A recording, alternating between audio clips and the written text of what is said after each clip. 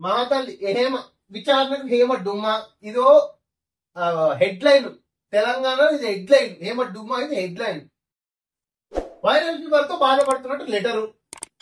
మళ్ళీ నోటీస్ ఇవ్వకుండా బెంగళూరు సిసిబి పోలీసులు. అసలు నువ్వు వీడియో చేయకుండా అయిపోతుండే బయట. నేను ఆడున్నా, ఇంట్లో ఉన్నా, వాష్రూమ్ లో ఉన్న అవసరమా?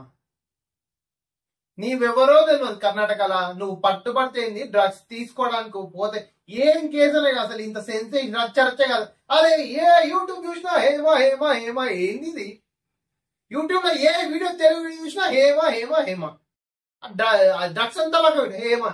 ఏమో ఐశ్వర్య రాయ్ అనుకుంటారా? యూట్యూబ్ ఛానల్ కూడా ఆలోచించాలి, మీడియా కూడా ఆలోచించాలి. ఐశ్వర్య రాయ్ కంపేర్ చేయండి ఐశ్వర్య రాయ్కి ఏమో ఒక్కొక్కసారి.